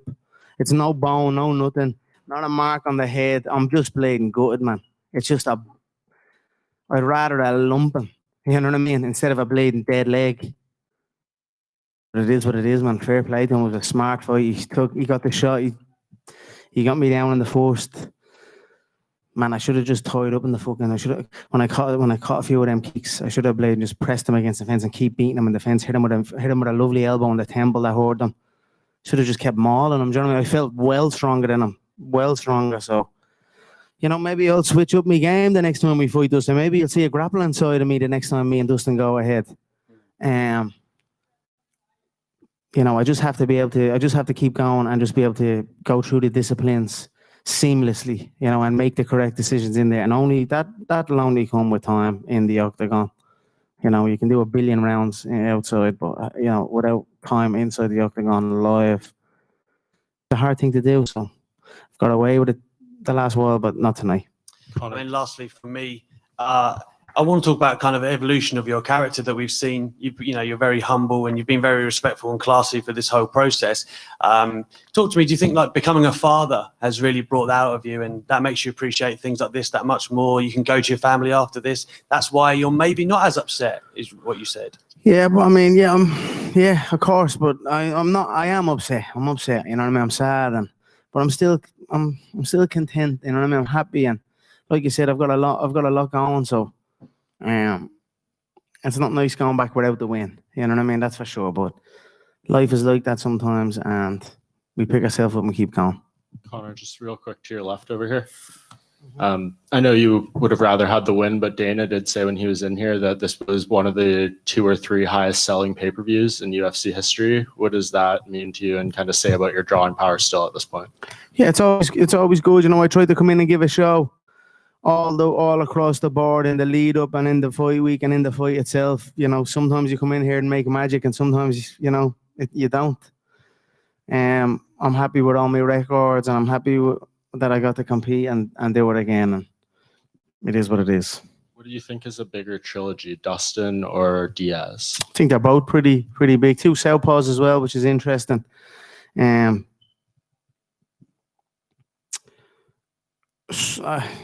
they're both there. So see what happens. Is there one you want more? Yeah, I don't know. I just want to regroup for a minute, to be honest. You know what I mean? I want to just watch the fight and see where I'm at. Right now, I'd probably say Dustin, obviously. You know what I mean? It's fresh. And that's it. So. Thank you. Conor, just one last question here, over here to your right. Just over here. The other day you were saying, what does the champ do? He does it again. The lightweight title, where do you see yourself in that now? Is that something that you really feel you want to regain before you retire, or are you comfortable just taking the fights you just mentioned? No, I would like to get in and get back on the horse and secure the new belt with the Irish flag on it for sure. And anything can happen in this business, you know, as long as you stay active, as long as you compete, things shape around you, you know what I mean? You show up, you reap the rewards, and that's it. That's what's happened for Dustin tonight, and you know, and it's what's happened against me tonight. So, I'll keep me eye on the prize for sure. All right, thank you guys so much. I appreciate it. Thank you all.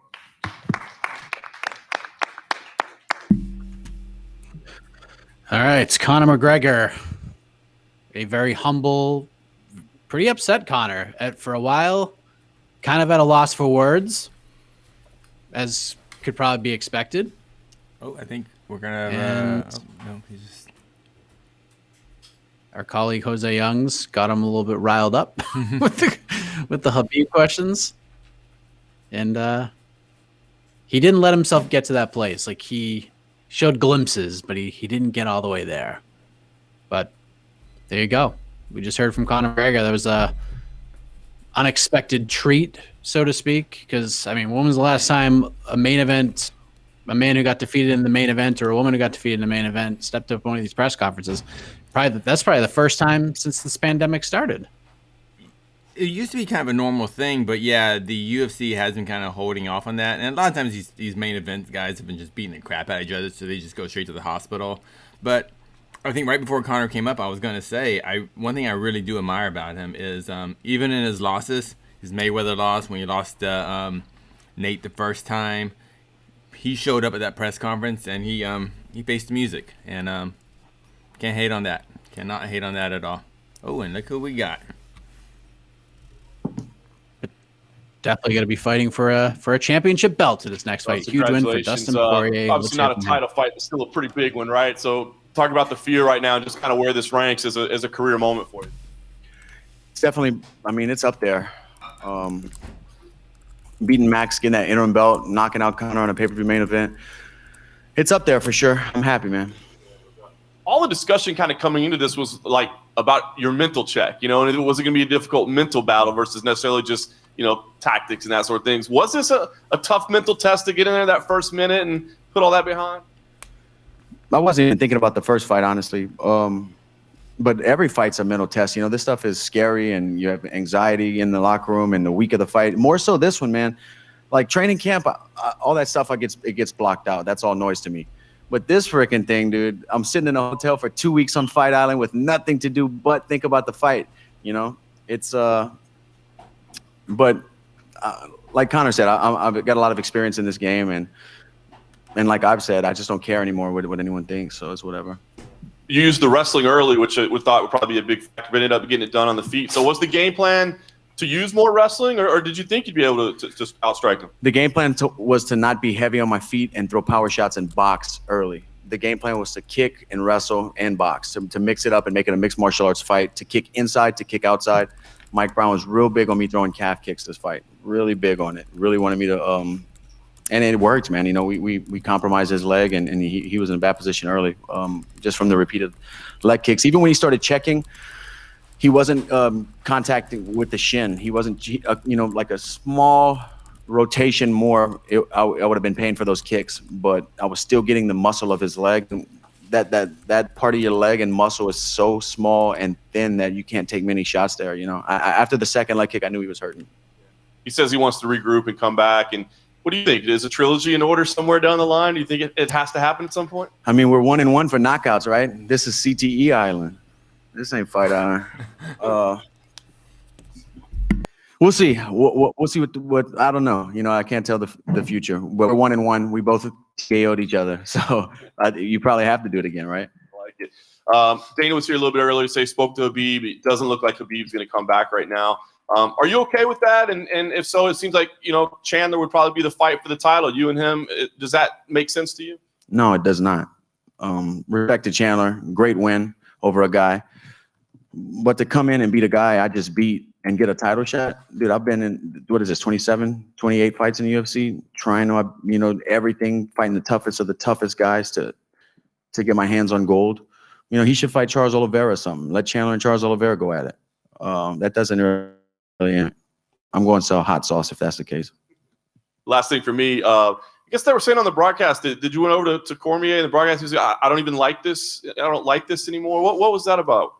I just felt like in the locker room, I just felt flat. I mean, I'm damn good at it, but I just, you know, felt flat, and I just felt like really calm, and I don't know. It's hard to put into to say, but that's it exactly. I don't really like this anymore. I don't know.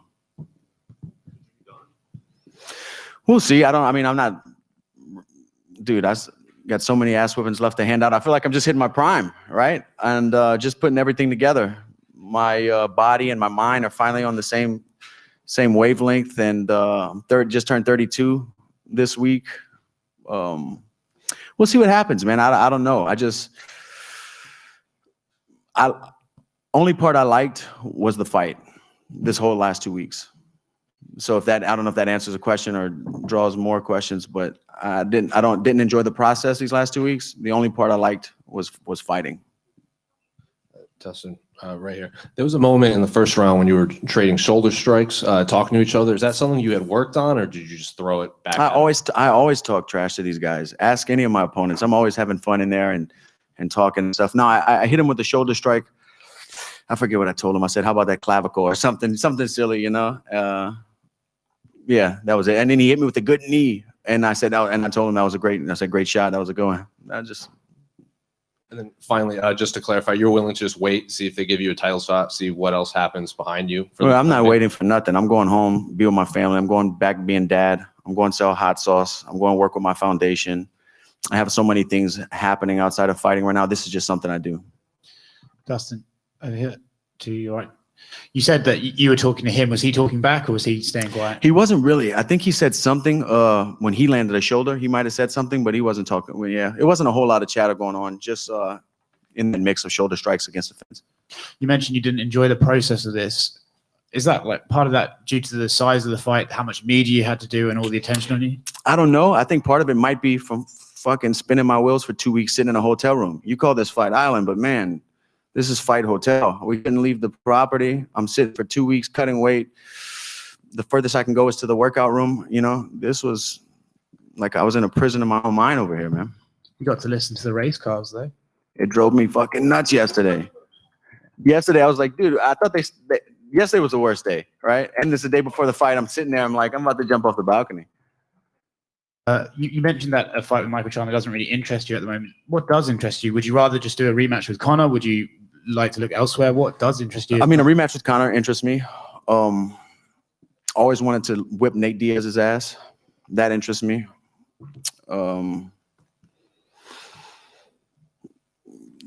In fighting, that's about, I mean, I'm sure something will make sense, but just right now, I don't know. You know, me and Conor are 1-1.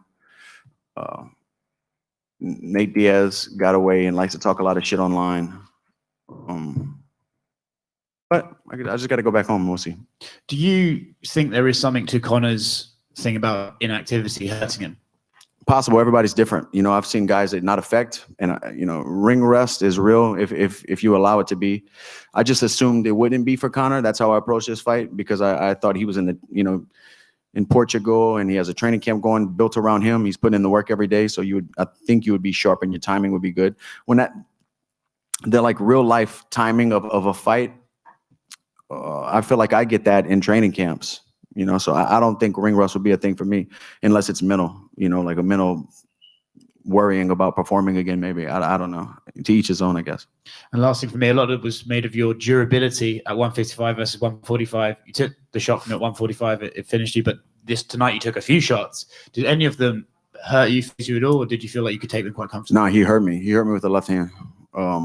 My legs, and nothing went, but he flashed me good. And if he would have pressured and I would have got hit again, I think I would have been really hurt. Dustin, it's very obvious that you won the hearts of the fan when you were going out victorious tonight. Talk us through that feeling, and how did it feel to hear all those chants for Conor while fighting? How did you get through that or overcome them while fighting? It's been, I fought one time last year and there was no fans. So it's been a while since I got booed. It's been a while since I walked out the boos. I walked back to the locker room with cheers, though. I heard that. So I heard the boos on the entry and I heard the cheers on the exit. And that's exactly what a lot of these MMA fans are, fair weather. So that's why I don't hold that stuff close to me. You know, it doesn't mean anything. Dustin, down here, obviously you come out to James Brown all the time, pay the cost to be the boss. I mean, just from your reaction there, like, the hardest working man. Could it be any more fitting given the magnitude of this victory? Yeah, I was thinking about coming out to the big payback, but this isn't payback. This isn't about that. That's not what this was to me. That's not what this training camp was to me. This was about progress. This was about priority. This was about putting my family in the position we're in now. It was a lot of things, but it wasn't payback. That's great. Now that the fight's over and stuff like that, I'm glad I got him back. That's cool. It makes for a great storyline, and it feels good. But that wasn't the driving force of this. And your career has had a lot of peaks and a lot of valleys. But where'd you rank this win in your list of top victories? It's up there, especially the finishing a guy who's never been finished like that. It's up there, man. You know, touching that UFC interim belt was so important to me. And you know, putting my hands on the undisputed world title before this is all said and done is what I want to absolutely do, man. But this is a big win. And I know you're still taking in everything and whatever, but ideally, have you thought about when you'd like to come back? Because obviously you only fought once last year. Oh, what's next? Honestly, I got to get home, speak to Dana, speak to the UFC, just see what's making sense, you know. But I can guarantee I won't be fighting Michael Chandler. They can do whatever they want with the division. I don't really care. But if something happens that makes sense, then we'll do it. But thank you, man. Dustin, here, in front of you, on the right here. Before the fight, Mike Brown, your coach, said that sometimes you are kind of an emotional fighter. And I would like to understand if it was hard for you during this fight with Conor, especially at the end of the first round. You got some blows, but you got composure. But then at the second round, you kind of flipped the coin, you know, and got some speed and got the knockout.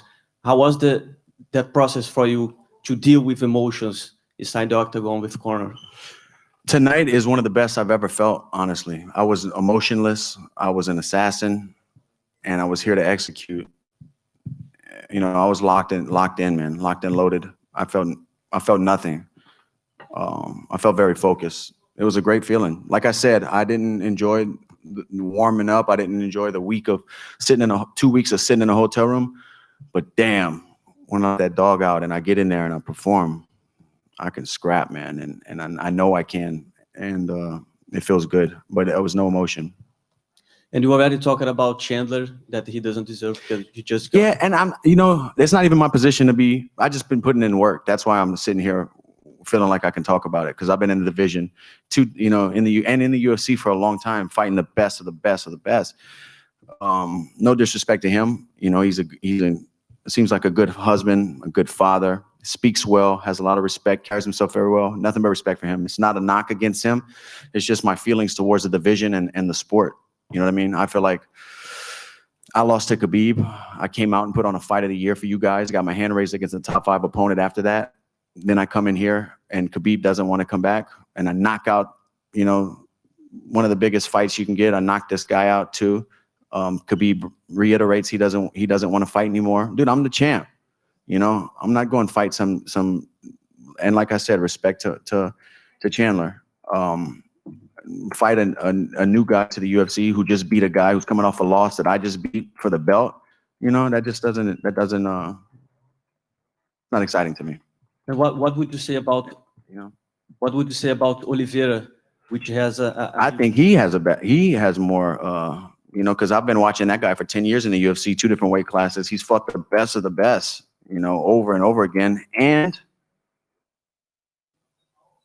he's been knocked down and got up time and time again. He's proven himself, and he's proven what mixed martial arts and what perseverance and what believing in yourself is. I respect that. You know, not that I don't respect Michael Chandler. I just think there's more work for him to do to come in here and beat a guy that I just beat. And last one for me. We are always talking about how different you are 6 years after the first fight. What would you say about Conor? Did you saw any difference inside the octagon of the first Conor from this one? I felt, you know, that first one was so long ago, but I felt man, maybe that's just my growth too. I felt his presence less, like his aura less. I just saw another fighter tonight. I think that first time I was kind of deer in the headlights, you can say. This time I was just fighting another man who bleeds just like me, and I knew that. Dustin, to your right. Congrats on a huge victory. The only other name in the lightweight equation is Justin Gaethje, who you already beat. Who do you think's more deserving of a title shot between Oliveira and Gaethje? Oliveira, because he's never had the opportunity. Gaethje just came out here and got beat, you know, as I did. Not a knock on Gaethje, but he lost. I think Oliveira probably, or let them fight to see who gets it. You know, there's so many tough fighters in the 155-pound division. You know, but that, yeah. And lastly, what was the biggest difference you felt inside the octagon against Conor McGregor from 145 the first time to 155 this time? I just felt in the moment. I felt aware, and I felt here. I was in the moment and, you know, ready to take advantage of any opportunity I can get. And it felt right tonight. When I walked into the octagon and the air hit me and the lights were on me and Bruce was introducing us, it just felt right. Dustin. Over here to your left, Dustin. You mentioned the leg kicks, the advice from Mike Brown on that. Do you think they were going to pay off in such a big way? Conor was in here saying that, you know, he has a football in his leg. I just know from experience how bad those things hurt. And I knew it was a 5-round fight, so it would only get worse. It would only get worse. He started catching them and trying to counter me with his left hand towards the end, but I knew they were still landing. He was catching them after they were making contact. I knew they were still hurting him. And if he did catch it and take me down, then I was gonna, you know, it's a 5-round fight. Of course, you never want to give up a round, but I'd like to throw some submissions up and see what happens. You know, I am a black belt in jiu-jitsu. I'm very confident in my jiu-jitsu. But I knew the leg kicks would be a problem because Jim Miller tore my leg up, and that was a 3-round fight. And I just know how painful it is. You didn't jump for any gillies tonight. I promise you I would have if there was an opportunity. And it seems I wanted to rename this Guillotine Island. You know, when I'm laying down at night, I was thinking like, I'm going to guillotine this guy somehow. I'm going to get his neck. This is going to be Guillotine Island. It seems kind of evident you're a little bit torn about your future. I mean, after this, you're in the top 10 for most wins in UFC history. You have the most knockouts in lightweight history. Just knocked out the biggest star in the history of the sport. If I'd have done the bulk of my UFC career, what did I do? 7, 8, 9 fights at featherweight. I've knocked some guys out there too. I would really be running off with the list at lightweight then. Is there almost like a feeling of you held that interim belt too, like you've kind of done a lot or almost it all in a way? Me and my wife were just talking about this. I feel like I've done it all, except obviously I'm not I can't walk away and say that I'm the champ. You know, I want to be the champ. When you're the champ forever. You know, and I want to be the champ, man. But yeah, I've seen the highest of the highs, the lowest of the lows in this sport, and I've built a very beautiful life for me and my family. I'm very proud of the work that I put in, and you know, fighting is just something I do at this point in my career, like I just said. But I honor this. I don't take this stuff lightly, man. I really respect the opportunity, and that's why it's so close to my heart. And I think I can help so many other young children, and so many boys and girls, just troubled youth, with my foundation. They can fight their way out too. I did it, you know.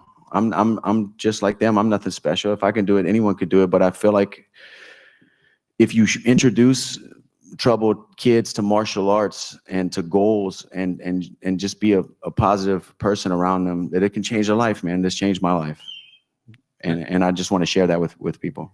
You kind of took my next question a little bit there. I mean, I know there's aspects of this that you don't enjoy the most, but the fact that you got a $500,000 donation from Conor's team, you're going to raise a bunch of other money through your auctions and everything. Does that make maybe the things you don't like so much about it worth it? Yeah, because I know what I'm fighting for, and I know, you know, of course I'm fighting for me and my family. First and foremost, I got to take care of me and mine, but everything else that I can put on my back and carry with me, because I'm doing it regardless. I'm going in there and fighting for my life regardless. As many people that can benefit from me getting in there, I want to stack it up, stack the weight on my back, and let me carry that in there with me. I want to give people a reason to cheer. I want to give people a reason to smile. You know, that means a lot to me. Last thing, you just knocked out a guy who went multiple rounds with Floyd Mayweather. You've beaten Max Holloway twice, as you said, who people are calling the best boxer. Are you the best boxer now? That wasn't I am, but that wasn't a knock on Max Holloway. You know, I mean, I guess it kind of was, but respect to Max. He looked incredible. He looked incredible. But I just saw Conor earlier this week when Max said that. Conor said, well, after Saturday, we'll see who's the best boxer. Nah, I believe in my boxing, man, very much. And you told me when we did an interview like 2 months out from this fight, maybe I'll be the guy fighting Manny Pacquiao after this. Maybe so. I've actually been in talks with Justin Wren and Fight for the Forgotten. He's actually in Lafayette, Louisiana right now. But I just tossed this in there because you said Manny Pacquiao. We bought 40 acres for the Pygmy people after the Khabib fight. We built some water wells. Obviously, that was the big goal. But then we had enough rollover money, so we bought them 40 acres to build housing on. And I just heard that the Manny Pacquiao Foundation, I think, is going to start building the housing on the Good Fight Foundation's land that we bought for them. So, man, you know, fighting in general, combat sports is doing some huge things, man, and I'm very proud to be a part of any of that. Congrats, man. Dustin, Thank can you. I ask you about, sorry, over this way. I know it's hard for you to see. Here we go. You talked about going in there with like no emotion and being an assassin in there. Do you think part of Conor's attitude change in those 6 years made any difference? Like, you've been quite open about how mentally he tried to get under your skin the first time, but it's been all totally different this time around. Yeah, I wasn't sure if that was a mental play as well, you know. But I didn't really pay a whole lot of mind to it. Maybe he's just maturing. Maybe he's a father, and maybe he just understands and respects the sport and the competitors. I don't really know, and I don't really care. But every interaction I had with him fight week has been respectful. And I think because we both knew what we're going to do, we're both coming in here. I mean, we can shake hands and say good luck with whiskey and hot sauce sales and whatever not. And we know when that door closes, 2 men in or 1 man leaves the Thunderdome. And you were just talking about your great foundation. Can you give us some kind of insight into your plans with these donations and the great things that are going to come from this fight for it? Yeah, I have a big goal right now that we're crowdfunding for the Boys and Girls Club of Acadiana and their 6 locations. We're trying to help them with their Project Learn initiative. You know, the pandemic has been tough on children as well, and especially children from single parents. And there's just so much to speak about this, but I'll just say that we're teaming up with the Boys and Girls Club to provide transportation and tutoring for the year of 2021. So the rest of this year, transportation to and from 6 clubs and tutoring for the children as well, who are learning from a distance. Awesome. Congratulations. Thank you so much.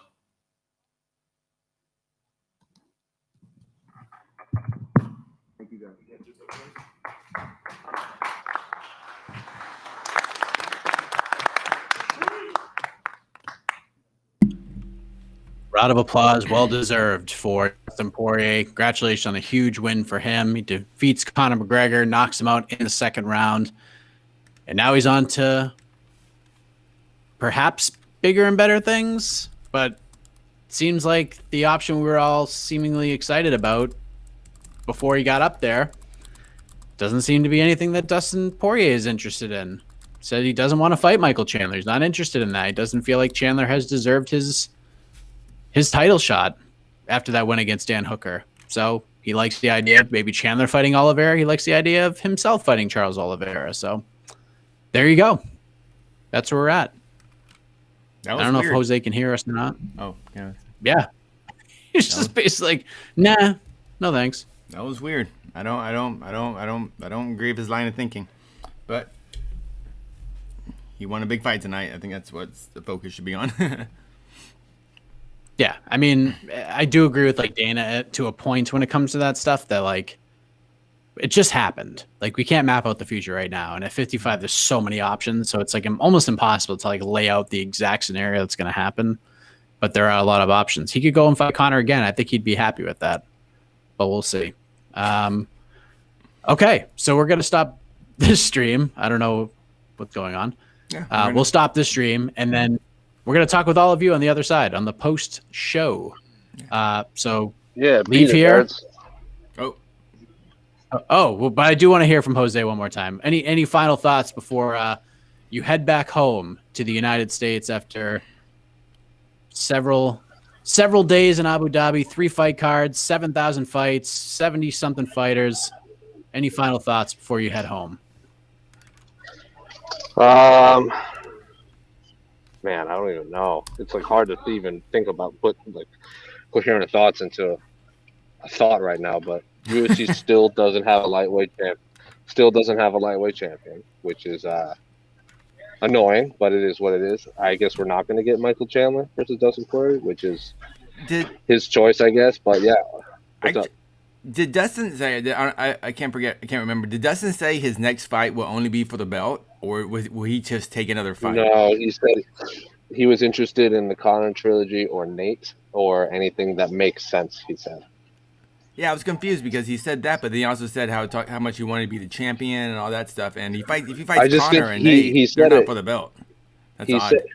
Right, but I think he's going to make a bunch of money, and I think he knows he can beat those guys, and he wants Michael Chandler to quote put in the work that he's put in. So he said Chandler should fight Oliveira, which I'm also 100% fine with. But then who would Dustin fight then for the belt? Yeah, I don't know. He fights the winner after he beats Conor and Nate. I don't know. Justin Gaethje's there too. Yeah. He basically said he wants a new opponent. He wants a new Pilates in the title picture. Yeah, that would be Michael Chandler. Hey, Dustin, you killed it tonight. Maybe he's sleepy. I think he's been up for a long time. Yeah, he did. We're about to get kicked out of the media room, so I'm gonna have to let you guys go. Dude, great freaking job, man.